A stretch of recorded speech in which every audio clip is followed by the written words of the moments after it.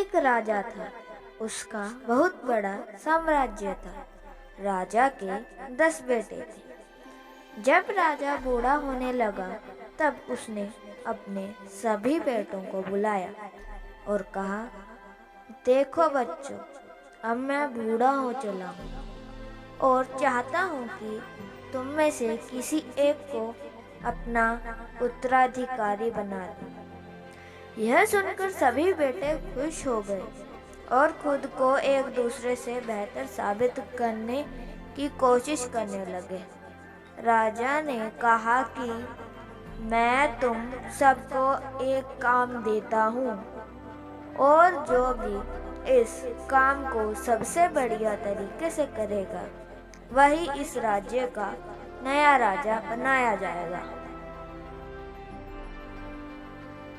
राजा ने सभी बेटों को बीज का एक एक टुकड़ा दिया और कहा, तुम सबको इस बीज को लेकर 1 साल के लिए जंगल में जाना है। वहाँ इसे एक गमले में रोपना है और देखभाल करनी है। 1 साल के बाद मैं तुमसे मिलूंगा। जिसका पेड़ सबसे बड़ा होगा वही इस राज्य का नया राजा बनेगा। उस राजा के सबसे छोटे बेटे का नाम नकुल था। नकुल भी इन सारी बातों को बहुत ध्यान से सुन रहा था। राजा के सभी बेटों ने बीज लिया और अलग अलग दिशाओं में जंगल की ओर निकल गए। नकुल ने भी जंगल पहुंचकर एक गमला लिया और उस बीज को रोप दिया।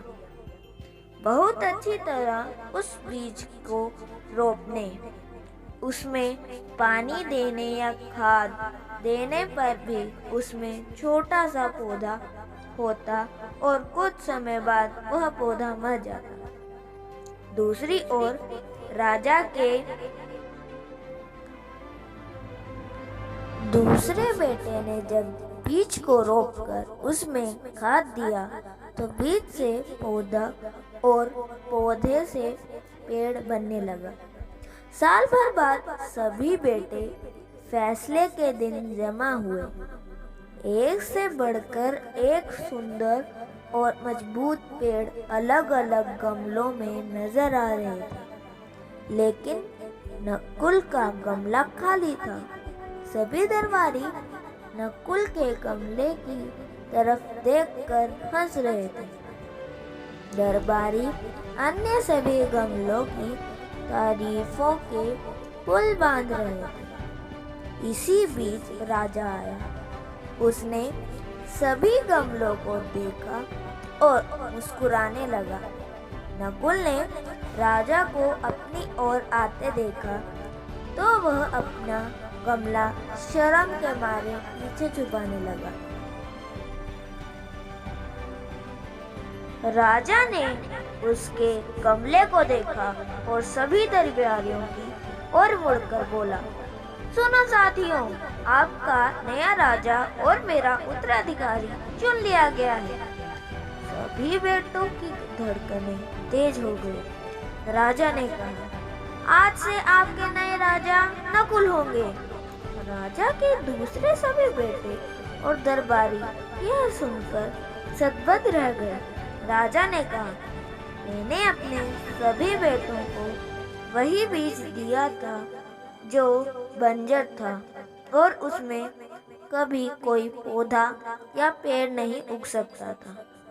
मेरे अन्य बेटों ने मुझे धोखा देने के लिए उस बीज को बदल दिया, लेकिन नकुल अपने काम के प्रति ईमानदार था और वही उसी वास्तविक और ईमानदारी के साथ मेरे सामने आया जो उसने हासिल किया।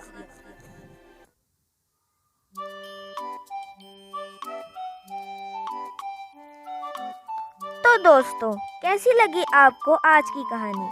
अगर पसंद आई हो तो मेरा चैनल आर्यन क्रिएटिविटी को लाइक, शेयर और सब्सक्राइब जरूर करें और बेल आइकन को दबाना ना भूलें ताकि जब भी मेरी नई वीडियो आई तो उसका नोटिफिकेशन आपको सबसे पहले मिल सके।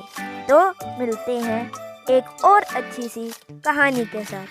तब तक के लिए बाय। मैं आपका अपना आर्यन हूँ।